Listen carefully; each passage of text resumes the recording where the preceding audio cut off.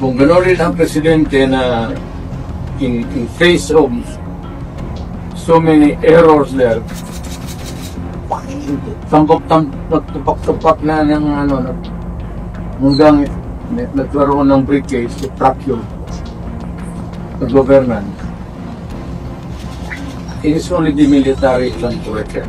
Nagimbal ang publiko sa sunod-sunod na mga pahayag ng mga Duterte laban sa Marcos administration. Sa isang press conference, tila nanawagan na ng kudita si dating Pangulong Rodrigo Duterte laban kay Pangulong Bongbong Marcos na tinatawag niyang drug addict. Ito ang hamon ni Duterte sa Armed Forces of the Philippines o AFP kasabay ng apela sa military na protektahan ang konstitusyon. Ayon sa dating Pangulo, palpak ang pamamahala sa Pilipinas ngayon at walang sinumang magtatama kay Pangulong Marcos o House Speaker Martin Romualdez kundi ang militar lamang. Tinanong din ni Duterte ang military kung ipagpapatuloy pa ba nito ang pagsuporta sa Marcos administration kung drug addict naman ang Pangulo. Ang hirit ng dating punong ehekutibo ay nag-ugat sa pagbatikos sa mga supporter ng kanyang anak na si Vice President Sara Duterte na kasalukuyang nagtitipon sa Veterans Memorial Medical Center sa Quezon City kung saan nakakonfine ang kanyang OVP Chief of Staff na si Attorney Zulieca Lopez. Nito nakaraang araw nga ay nagtipon din ang mga pro-Duterte o mga anti-Marcos sa EDSA Shrine sa Ortegas Avenue para ipaglaban ang mga Duterte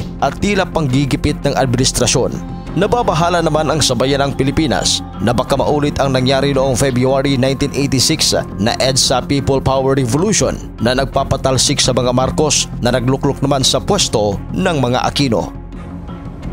Hindi na sila magkubita yung magpunta yung tangki de gira noon. Sabihin lang nila na ayaw na namin yung laro ninyo. Out kami dyan. Kasi kung walang military, yung laro na yun, wala na. Iimbestigahan naman ng Department of Justice o DOJ ang mga pahayag ni Duterte na posibleng planong kudita sa administrasyon at ang pahayag ni VP Sara na pagpatay kay Pangulong Marcos. Ayon kay DOJ Undersecretary Jesse Andres, ang mga pahayag ni Duterte ay maaaring ituring na sedisyon at dapat nasuriin sa konteksto ng mga naging pahayag din ng kanyang anak na si Vice President Sara Duterte. For him to invite the military to have a part in seeking remedy is bordering on sedition and is legally actionable. Yung pong mga pananalita ng dating Pangulong Duterte ay iimbestigahan din natin kasabay ng ibang mga nangyayari ngayong mga panahon.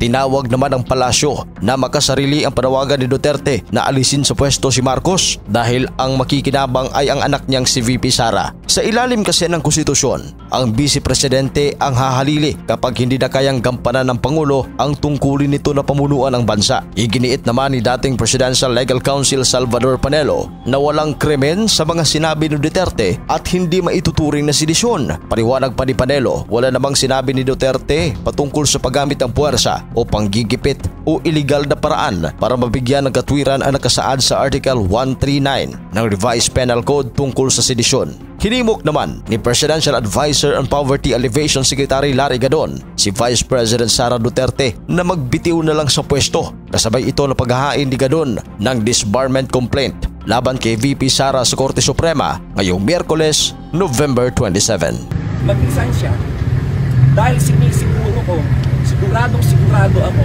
na sa next Congress siya ay i-impeach. Wala lang panahon ngayon dahil mag-election na, mag-Christmas break. At pagdating ng January, ilang sessions lang, mag-recess na, ang Congress mag-adjourn na dahil na election period na election season. Pero sigurado, sa next Congress, siguradong siya ay i-impeach. Sigurado ko dyan.